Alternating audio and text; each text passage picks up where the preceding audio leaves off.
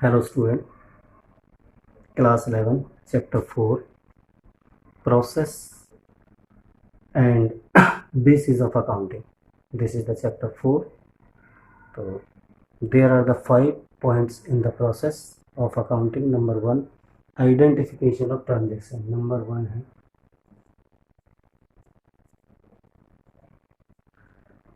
identification of transactions.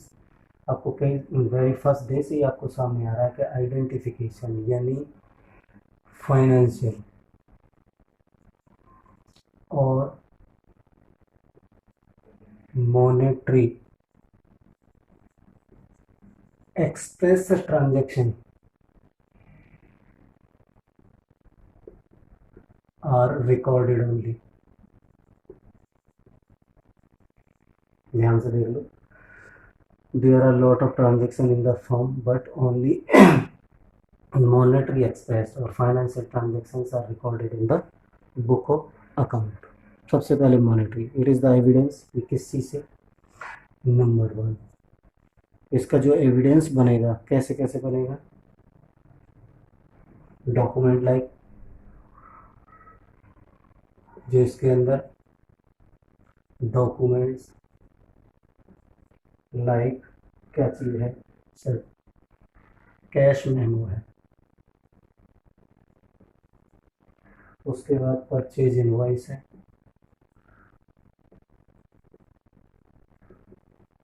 Cash memo दुकानों पे जाते हैं तो वो एक पर्ची लिख कर देते हैं, उसमें डिटेल होती है, डेट होती है, कितना कैश का लेन देन हुआ, क्या क्या आइटम लेन दिया, तो वो एक एविडेंस होता है, एक सोर्स ऑफ डॉक्यूमेंट होता है। वो इस बात का प्रूफ है कि मॉनेटरी ट्रांजेक्शन हुई है। परचेज इनवॉइस, परचेज यानी जिसमें परचेज की बिलिंग बनकर आती है उसे इनवॉइस कहते हैं, वो भी एक डॉक्यूमेंट होता है। उसके बाद सेल्स इनवॉइस, सेल्स इनवॉइस। उसके बाद ऐसे ही डॉक्यूमेंट बैंक में चलता है, पे इन स्लिप। उसके बाद है चेक बुक, ऐसे ही एक डॉक्यूमेंट है पासबुक। ठीक है, all these are the evidence, all these are the evidence which shows the monetary transaction held. तो पहला सीधा सीधा एक ही बात है कि अकाउंट्स का जब काम शुरू होता है तो वो प्रोसेस होता है। प्रोसेस में पहला पॉइंट है, सबसे पहले पहचानो कि फाइनेंशियली और मॉनेटरी टर्म कौन सा है, फाइनेंशियली और मॉनेटरी एक्सप्रेस ट्रांजेक्शन कौन कौन सी हैं। नॉन मॉनेटरी जैसे क्वालिटी है, स्किल है, स्ट्राइक है, ये इन चीज़ों की रिकॉर्डिंग नहीं करते हम। जिन चीज़ों का लेन देन होता है, कैश में लेन देन होता है, यानी न्यूमेरिकली एक्सप्रेस्ड है, ऐसा नहीं क्रेडिट में नहीं, क्रेडिट और कैश बोथ आर कंसीडर, और these are the document through which we can consider these are the monetary express transaction. तो पहला पॉइंट यही होगा कि identification of the transaction. Number 2, number preparation of the voucher, preparation of voucher, ये भी एक source document है।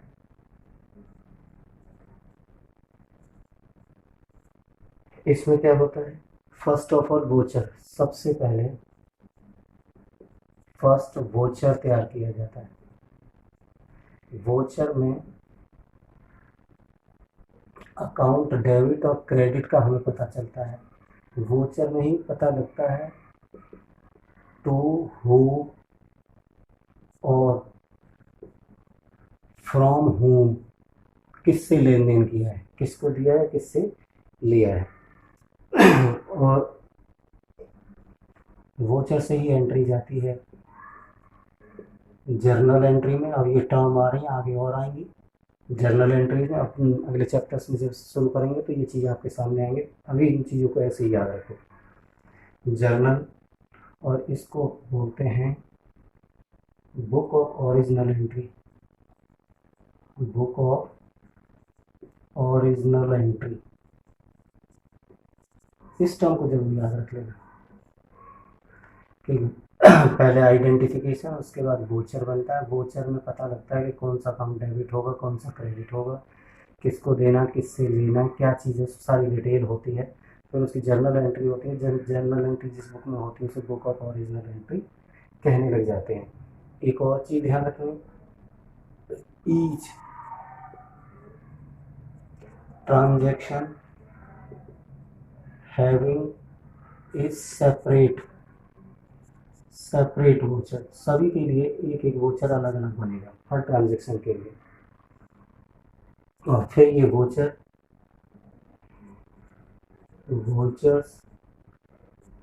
Are kept serially in a file, उनको एक फाइल में रखा जाता है। तो आपको पता लग गया, पहला आइडेंटिफिकेशन ऑफ मॉनेटरी ट्रांजैक्शन और दूसरा है preparation of the voucher. Voucher एक सोर्स डॉक्यूमेंट होता है, इसमें सबसे पहले एंट्री होती है, इसमें डेबिट क्रेडिट होम फ्रॉम सबका पता लगता है। फिर जर्नल एंट्री होती है, जिस बुक में जर्नल एंट्री होगी, क्योंकि जर्नल एंट्री ये फर्स्ट स्टेप हो गया, तो फर्स्ट स्टेप किससे होगा, वोचर से होगा। और जिस बुक में होगी उसे बुक ऑफ ओरिजिनल एंट्री कहते हैं। और ईच ट्रांजैक्शन के लिए ईच वोचर ही तैयार होता है, और ये वोचर फिर सीरियली एक फाइल में रिकॉर्ड कर लिए जाते हैं, संभाल के रख लिए जाते हैं क्रोनोलॉजिकली। नेक्स्ट है प्रोसेस का part number 3, recording in the books of the original entry. Number 3, recording in books of original entry. Book of original entry, first entry are recorded orderly based on the double entry system. अब यहाँ पर recording होगी based on double entry system. ये चीज़ तो आप journal में भी वही चीज़ है, जर्नल एंट्री में भी डबल एंट्री सिस्टम ही रहता है, ठीक है, डबल एंट्री सिस्टम इसे अब चीज़ पहले वोचर, इसमें क्या होता है, वोचर से चीज़ों को अब हम एक जगह इकट्ठा करेंगे। Books are original entry in the small business, in the large business it is sub divided. अब यहाँ पर वोचर से कहाँ पर आएगी एंट्री, रिकॉर्ड में आएगी। तो इसका एक प्रोसेस समझ लो, ये मैंने ले लिया बिजनेस, यदि बिजनेस स्मॉल है तो वो तो book of original entry he maintain करते हैं, जिसे जर्नल एंट्री बोला था हमने। लेकिन जब लार्ज बिजनेस होता है तो वो बुक ऑफ ओरिजिनल को सब डिवाइड कर लेते हैं, और जब सब डिवाइड करते हैं तो क्या करते हैं वो, जैसे कैश है, कैश ट्रांजैक्शन तो सारी किस में आ गई कि सर वो कैश बुक में रिकॉर्ड हो जाती है। उसके बाद क्रेडिट परचेजेस,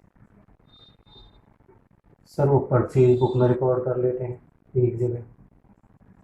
अब ये सब डिवीज़न हो रही है। उसके बाद यदि क्रेडिट सेल्स है तो किस में आएगा, सर वो सेल्स बुक में रिकॉर्ड हो जाएगा। उसके बाद यदि परचेज रिटर्न हो रहा है, यदि खराब माल वापस हम कर रहे हैं तो कौन सी बुक में रिकॉर्ड करेंगे, उसे बोलेंगे रिटर्न आउटवर्ड बुक या परचेज रिटर्न बुक। ऐसे ही सेल्स रिटर्न का केस आया तो उसके लिए बोल सकते हैं सेल्स रिटर्न्स बुक या रिटर्न इनवर्ड बुक। ठीक है, आर कॉल्ड द, और इन सब चीज़ को हम क्या कह देते हैं, सब्सिडियरी, सब्सिडरी बुक्स। ध्यान से देख लो, recording the books of the original entry, तो जो ओरिजिनल एंट्री है उससे ये रिकॉर्डिंग आगे बढ़ती है। इसका बेस रहेगा डबल एंट्री सिस्टम। वैसे तो जनरल एंट्री में डबल एंट्री सिस्टम को ही फॉलो किया जाता है। इसका मतलब ये हो गया कि एक एंट्री दो अकाउंट को इफेक्ट करती है, तो दो जगह वो रिकॉर्ड की जाती है उनसे। फिर आगे कुछ और बात है, बिजनेस, यदि स्मॉल बिजनेस है तो जर्नल एंट्री वाली बुक ही बना लेते हैं, उसे बुक ऑफ ओरिजिनल एंट्री कहते हैं। लेकिन बिजनेस बड़ा है, लार्ज है, तो उस बुक्स ऑफ ओरिजिनल एंट्री को सब डिवाइड कर लेते हैं। और सब डिवाइड, कैश की ट्रांजेक्शन एक जगह, क्रेडिट की एक बुक में इकट्ठी कर ले, तो इसको हमने बोल दिया sub division of the original entries. तो इसको सब्सिडरी बुक्स भी बोलते हैं इन सबको मिलाकर। तो ये प्रोसेस का थर्ड पार्ट आ गया। जब तीसरा स्टेप आप क्लियर होगा, एक बार फिर रिवीजन। पहला क्या है, monetary transaction, monetary transaction. Number 2 क्या, वोचर। और नंबर 3 क्या, रिकॉर्डिंग।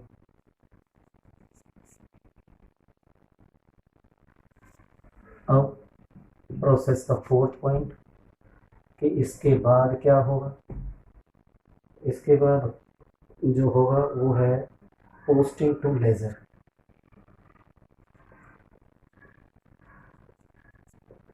To ledger. इसमें क्या होगा, जितनी भी ट्रांजेक्शन है लेजर के हिसाब से सबका लेजर अकाउंट ओपन किया जाएगा separately, based on the journal. पहले आपने जर्नल एंट्री की, जो आपने वोचर से प्रोसेस डेवलप हुआ। फिर आपने रिकॉर्डिंग की, सब डिवाइड भी कर लिया, सब डिवाइड। उसके बाद आता है लेजर पोस्टिंग, यानी sums up all same type of entries at one place called ledger। कैसे, जैसे सेपरेट अकाउंट खुलेगा, building account, salary account, right. इसमें इसको कैटेगरी कर लो, जैसे पर्सनल अकाउंट, पर्सनल में राम और स्टेट बैंक ऑफ इंडिया। दूसरे में रियल अकाउंट के हिसाब से, जैसे बिल्डिंग अकाउंट, मशीन अकाउंट। और नंबर 3 नॉमिनल अकाउंट, जैसे एक्सपेंसेस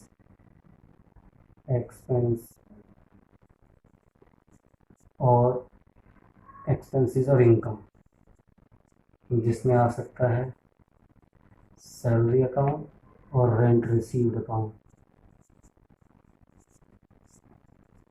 एक्सेट्रा। तो लेजर पोस्टिंग हो जाती है। इनका क्या कहेंगे, relevant accounts.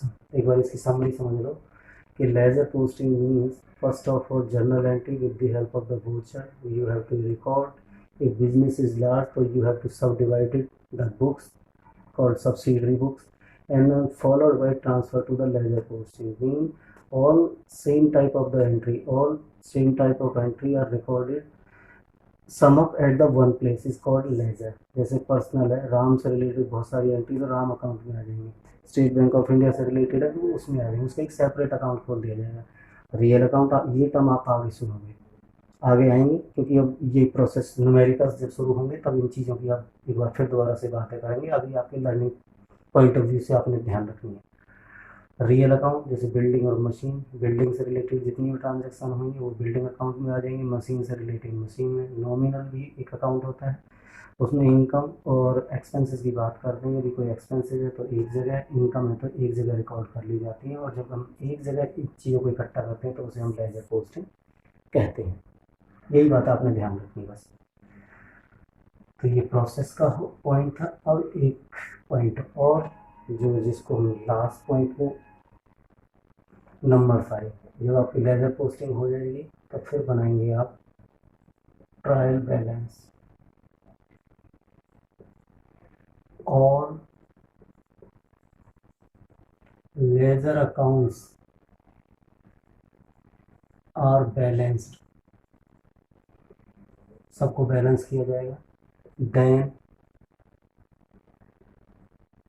Balances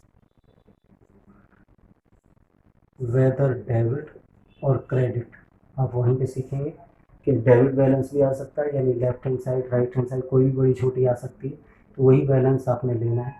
then balance is transfer to trial balance, ठीक है, ट्रायल बैलेंस में to find out the arithmetically accuracy, कि आपका अकाउंट प्रॉपर तरीके से ठीक बन गया, पीछे कोई एरर तो नहीं है। यदि कोई एरर होगी तो ट्रायल बैलेंस मैच नहीं करेगा, और ट्रायल बैलेंस मैच कर गया तो फिर ये समझो कि अरिथमेटिकल एक्यूरेसी है। एक बार फिर देख लो, all ledger accounts are balanced, उनको टोटल किया जाता है, उनमें बैलेंस सीधे निकाला जाता है, क्लोजिंग बैलेंस कितना है। देन ये बैलेंस चाहे डेबिट हो या क्रेडिट हो, transfer to the trial balance, ये 5वां स्टेप है, ट्रायल बैलेंस में भेजा जाता है to find out the arithmetically accuracy. जब ट्रायल बैलेंस में आ जाता है तो फिर बनाई जाती हैं, इसके बाद नंबर बी पॉइंट में आ जाएगा प्रिपेयर फाइनेंशियल स्टेटमेंट्स। कैसे बनेंगे, इसकी हेल्प से ही ट्रेडिंग अकाउंट बनेगा, और जिसमें आप क्या ढूंढेंगे, या तो मिलेगा आपको ग्रॉस लॉस यानी ग्रॉस प्रॉफिट, या ग्रॉस लॉस, ग्रॉस प्रॉफिट या ग्रॉस लॉस, आप ध्यान रखेंगे। उसके बाद यदि प्रॉफिट एंड लॉस अकाउंट बनाना पड़ा तो उसमें हम क्या करेंगे कि सर उसमें नेट प्रॉफिट और नेट लॉस, और उसके बाद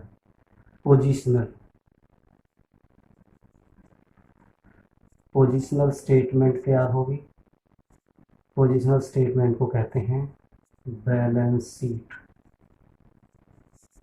और वो भी ट्रायल बैलेंस की मदद से ही होगी। तो ट्रायल बैलेंस में all ledger accounts first of all close, then balance, find out the balance debit और credit, transfer to the trial balance to find out the arithmetical accuracy, then prepare the financial statement. There are the two type of statement: trading account to find out the gross profit or gross loss, profit and loss account to find out the net profit and not loss, and then positional statement called balance sheet also prepared with the help of the trial balance. This is the process. There are the 5 points in the process, और it is the last step of the process. ये कौन सा है, ये last step था। एक बार फिर ट्रांजैक्शन मॉनेटरी, ठीक है। नंबर 2 वोचर, वोचर भरा जाएगा। नंबर 3 रिकॉर्डिंग होगी। उसके बाद लेजर पोस्टिंग होगी, और नंबर 5 ट्रायल बैलेंस बनेगा। इसके नोट्स आप वहाँ से डाउनलोड कर लें टेलीग्राम चैनल से। चैनल को सब्सक्राइब ज़रूर करें, जिससे टीचर को भी मोटिवेशन मिले कि हमारे स्टूडेंट काम कर रहे हैं, और लाइक करें, शेयर करें, कमेंट्स करें। Okay, thank you very much.